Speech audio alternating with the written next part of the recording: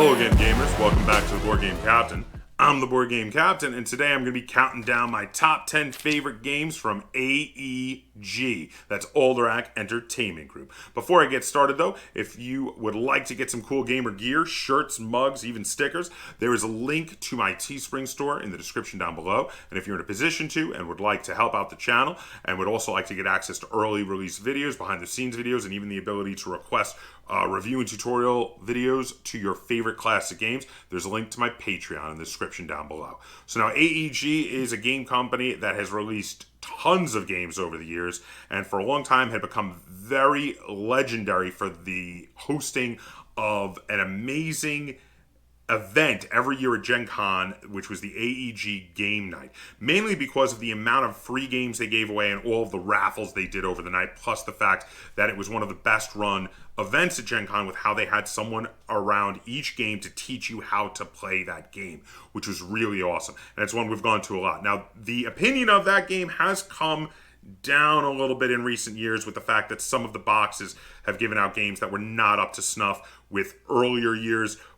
But it's still a pretty awesome one, and when Gen Con starts getting back into full swing and having live events again, hopefully in 2021, I will definitely still be going to the AEG Game Night as long as I can get a ticket to it.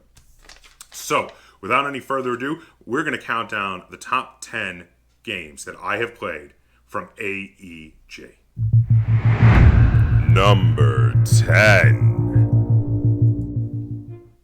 My number 10 AEG game is War Chest. Now, War Chest is a very strange game where it plays kind of like an abstract strategy or battle strategy game, but there's this bit of randomness to it where you randomly draw tokens out of your bag every turn. And now with a token of a particular unit, you can try to put that token down on the board, or you can put it on top of a token that's already on the board to make it stronger, but using up more of those will make it harder to activate those particular units, because you need to draw a token and play a token to the side of the same type to be able to move and attack with that unit. So it's weird. It plays like an abstract strategy game with a healthy dose of randomness added in, and also like a light battle strategy game. And the point is to move around and take over these control points, which then you can spawn more guys from. This is a really cool game. They've done some expansions to it. Very enjoyable. Lots of different units. And you get to choose your own combination of units to fight against your opponent, or you could play like they have some suggested scenarios that are meant to represent recreations of historical battles in the back of the book. Really, really fun, very enjoyable, and it's why it is my number 10 favorite AEG game. Number 9. My number 9 favorite game from AEG is one that is a pretty unique kind of game, at least amongst the ones that I have played, and it is a very small box game. It's a little card game. This is Greedy Kingdoms. So Greedy Kingdoms is a game where each round, you and your opponent choose 3 cards out of your hand to play. And if your opponent who's defending successfully chooses the same ones that you played, they cancel each other out and you don't get to take their ability. But if you choose one that they didn't take, you get to take their ability. And their ability can be able to get you resources, steal resources from your opponent. There's all sorts of things then you can do with the resources, like you can buy upgraded versions of some of those cards, just get rid of the old one and have a new better one that has an even better ability, or get these kind of engine building cards that you put into your area. And then you want to be the first player to build a certain number of these buildings that anyone can build at any time that don't give abilities that just help you win. You want to be the first person to get 2 of the 3 buildings built in your area, and then you win the game of Greedy Kingdoms. This is a really cool kind of bluffing, anticipating your opponent sort of game. It's really fun. I just played it again recently, and I still really enjoy this one. It's got a very unique feel to it and a very unique combination of mechanics, which is why it's my number 9 favorite AEG game. Number 8. My number 8 favorite AEG game was a big surprise to me because just looking at the box, I didn't think I was going to like this game as much as I do. And I do love this game, and that is Cat Lady. So Cat Lady has a very unique and interesting theme about trying to be the best crazy cat lady and collecting cats. But the actual mechanics of the game are incredibly interesting and fun. You make out this grid of cards in the middle of the table, and every turn you choose one of the rows or columns of cards. You take all three from it, and then you move the cat token to that row before refilling it. And no one can choose that row or column on the next player's turn. But then they take three and move the cat to the new space. And you collect cards to be able to collect cats, to then collect food to feed the cats, and also collect things like catnip and cat toys, which are ways to get bonus points. At the end of the game, you get points for every cat that is fed. Cats have requirements of food in either milk, tuna, or meat, and you have to have the right collection of those resources to feed them. Every fed cat gives you its points, plus then there's set collecting because you can set collect for numbers of cat toys or cat costumes, or also catnip, which can also give you bonus points. And this game is a lot of fun. It's a big drafting set collecting game, and you know what? It's one of those, again, it's one of those things where it seems so simple, and yet you play it and you're like, wow, this game is amazing. There's actually a lot more to this than I thought there was. This is one that I have played quite a bit since it's come out, and I know there are a lot of you who have as well because this was a big hit for AEG. So that is why Cat Lady is my number 8 favorite AEG game. Number 7. My number 7 favorite AEG game is a game that allows me to build three-dimensional towers.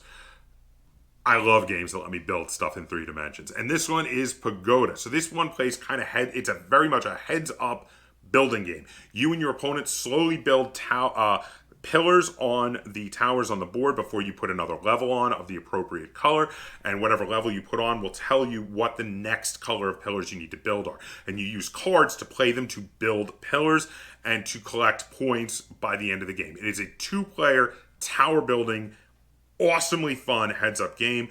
I really like this, especially because many of the other 3-dimensional tower building games usually play best at higher player counts. This one, strictly being at 2 players, makes it kind of unique and sets it apart from a lot of the other tower building games out there, and there are quite a few of them now. But Pagoda is a lot of fun. I've thoroughly enjoyed it over the years, and it's one that has earned a permanent place in my collection. It's why Pagoda is my number 7 favorite AEG game. Number 6. My number 6 favorite AEG game is a pattern forming game with ludicrous numbers of ways to score.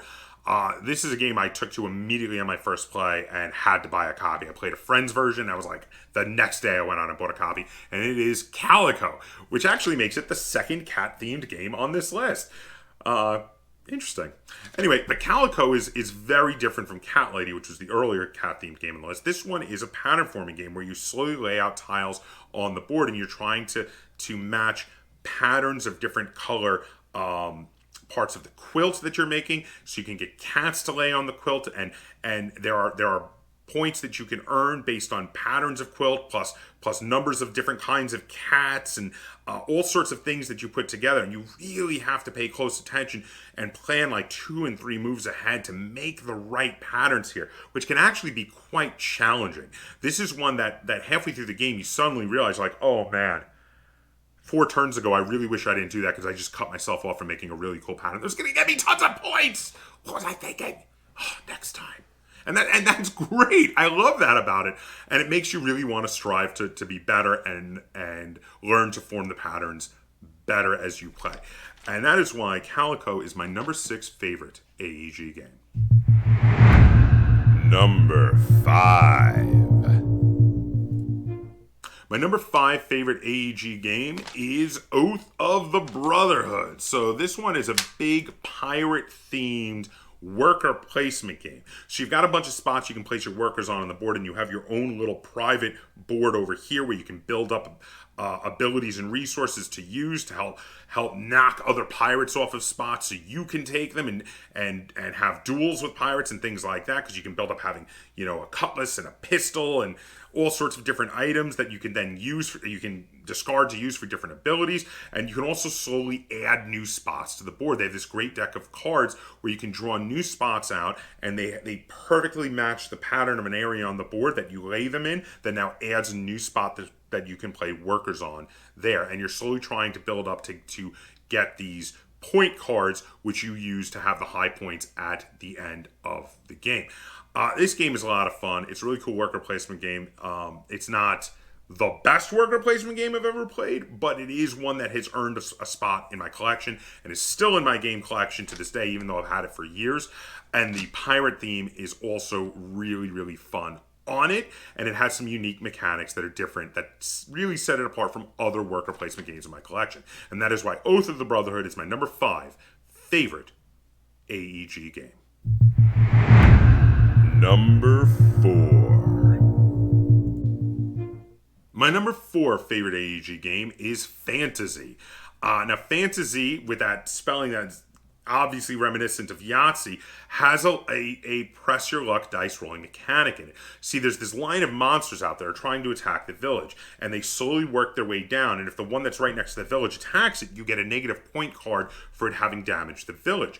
But you get to play cards from your hand to make a party of heroes to fight the monsters. And you can also play these other cards that might be able to rearrange the order of the monsters so that maybe you could put an easier one in front that's easier to defeat. And what you have to do is you do some press your luck dice rolling to try to get numbers to match the numbers on the cards of the heroes to be able to do their attacks and then defeat the threatening monsters.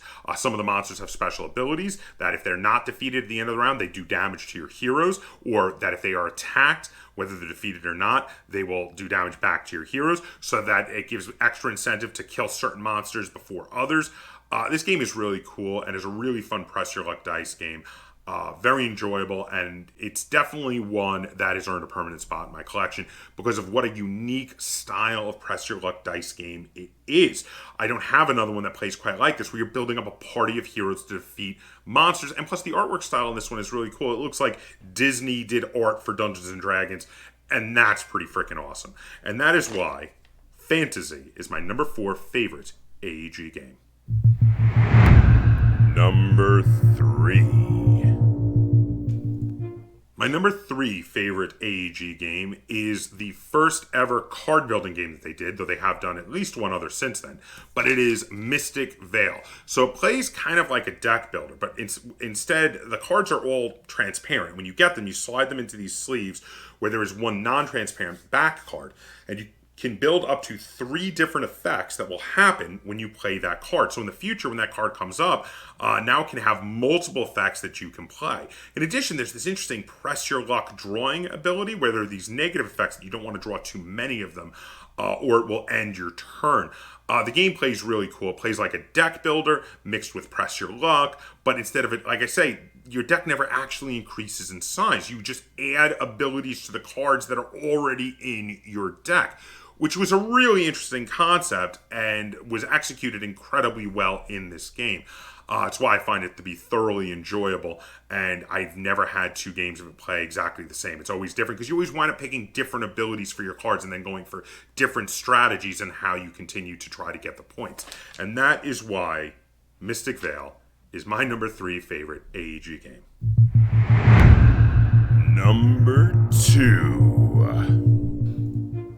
My number 2 favorite AEG game is Guildhall. Now, this is the original Guildhall. They've done a lot of newer versions since then, but I think the original was the best. It had the best, in my opinion, combination of abilities. The newer versions always swap out for different abilities on the cards, but I really like the original set. And the way it works is you are trying to play cards out into your set collecting tableau building area, and when you play a card out, you have each category of cards. Like there are dancers, there are farmers, there are clergymen. I don't think that's actually what the name of them was, but you know what I'm saying. There's different jobs, different careers, and when you play them out, you can't play a card of the same color that you've already played. There are up to 5 different colors, and you've got to get one of each to make a full set to earn the points. But as you go, when you play them, when you've already got more and more cards out, they give you abilities that they trigger, which get more and more powerful based on how many you have out there. So, like when you play the first one out, it has a really tiny ability, but the second one it gets a little bigger, third one it gets a little bigger, all the way up to the 5th one when it's a huge effect that's much better than the first or second effect. This is a really cool set collecting tableau building game. A lot of fun, very enjoyable, and one that still sees table time years after release. Again, like I say, though I'm specifically referencing the original one because I had tried a couple of the newer versions and did not like their combination of effects they had in them.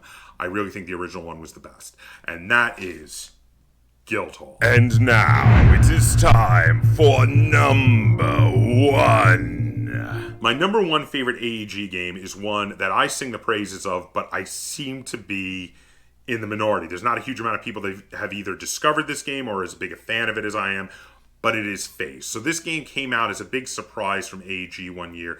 AEG for a number of years was doing these Black Friday black box bunch of little games in them, but then this one year, instead of doing a bunch of little games, they released this card game that was originally meant to be a CCG back in the day, but got canceled, but they had all the artwork done. So what they did was they instead released it as a self-contained card game for Black Friday.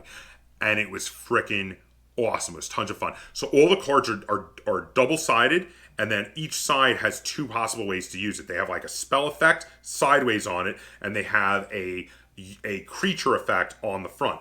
And what happens is you draw the cards and you can see, so the deck, you can see what's on the back of them, but that doesn't tell you at all what's on the front of them, because each possible unit has like 5 other things that could be on the back. So you draw it this way, so the one side that your opponent can't see is kept hidden. And then you decide if you want to play it from your hand for its side effect, in which case you can just play that and discard it, or if you want to play it as a resource into your resource area face up in front of you. And those ones in the resource area, they can be flipped over to their opposite side as part of paying the cost for one of them to come out into play. So if you have, let's say you have 5 cards face up in your resource area, and one of them costs 4. You have to flip 4 cards once, so you flip the other 4 over, and then it can come out into play. But then doing so turned one of your other cards that needed 5 to bring it out down to a 3. And you're like, because the other side of it only needs 3 to come out. So then you can be like, oh, I'm going to flip the other 3 and bring that one out too. And I love that whole chaining effect as it goes.